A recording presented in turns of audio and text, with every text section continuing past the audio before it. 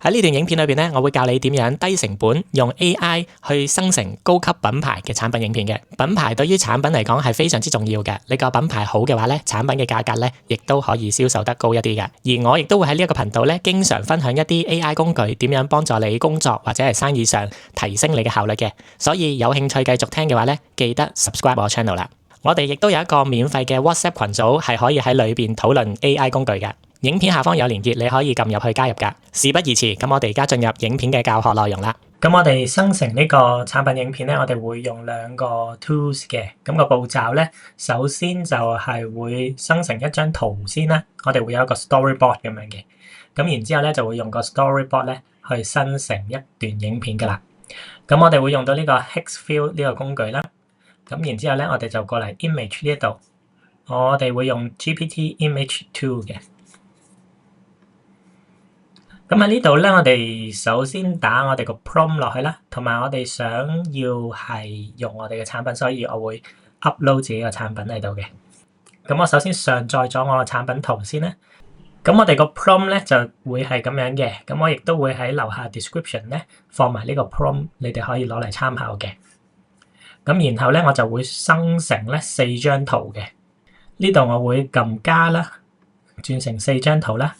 咁就要用到28個 token 嘅，咁唔緊要，我係需要生成4張圖嘅。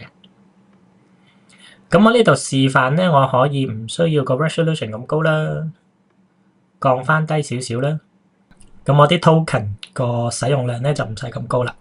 咁但係最終你哋去到做最後尾個 product 嘅時候咧，你哋可以用一個高啲質素去做嘅。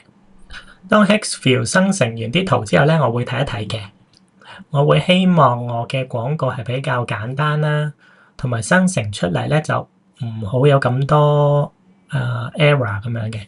咁所以我都會揀翻啲相對簡單啲嘅故事嘅。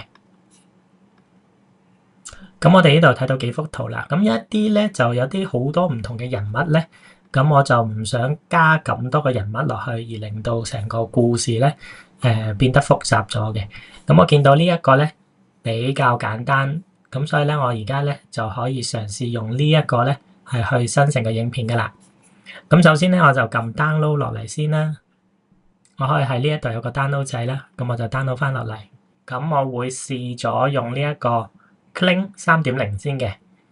咁我喺 Start Frame 呢度咧就直接將嗰個 storyboard 入落去啦。入完落去之後咧，咁我就會叫佢，譬如我轉做10秒鐘啦，因為5秒鐘實在太短啦。咁10秒鐘生成一個測試嘅 720P 咧，你可以選擇最終版本嘅話 1080P 就最清嘅。咁4K 都有嘅。咁當然佢用嘅 token 數就會再多少少啦。咁我測試一下呢個 720P 10秒鐘先。好，影片生成咗出嚟，我哋首先睇一睇個影片先啦。第一個畫面咧，我哋唔需要理會佢嘅。咁啊，因為我哋到時候都可以用剪片嗰啲軟件咧去 cut 咗第一個畫面嘅。咁我哋睇一個效果先。咁大家睇到原來 Kling 3.0 呢個效果都係唔得嘅。咁我哋唯有轉一轉啦，轉翻去 Seedance 2.0 啦。咁 Seedance 2.0 咧都非常之 hit， 我近排都係用 Seedance 2.0 咧去生成個廣告影片嘅。我啱啱發現咗，原來要去到 Plus 呢個 plan 咧，先至可以用到呢一個 Seedance 2.0 嘅。咁所以大家自己再斟酌下啦。咁我開通咗啦，而家咧就可以去生成影片啦。咁就要用45個 token。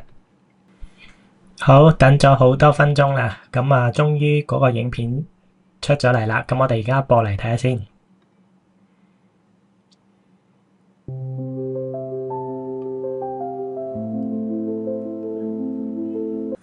咁我哋見得到 Seedance 生成出嚟嘅效果咧，比起呢個 Kling 3.0 咧係好好多嘅。咁佢都幫我作埋一個 brand name 咁樣啦。咁雖然一開頭嘅時候嗰個人物嘅移動咧係有少少奇怪啦，咁但係我哋都可以用剪片軟件咧將佢剪咗佢嘅。好啦，咁我都想俾多個機會咧 Kling 3.0 嘅。咁我再試下加個 prompt 俾 Kling 3.0，睇下佢可唔可以 generate 到一啲好嘅廣告影片咧。咁加完咗個 prompt 之後咧 Kling 3.0 咧都出翻一個比較好睇啲嘅結果啦。咁當然可以將佢有啲頭同尾嗰啲 cut 咗佢啦。咁相比兩個咧都有穩定嘅輸出，但係 Seedance 2.0咧個質素就高少少。如果你喜歡呢段影片嘅話，記得 like 呢段影片。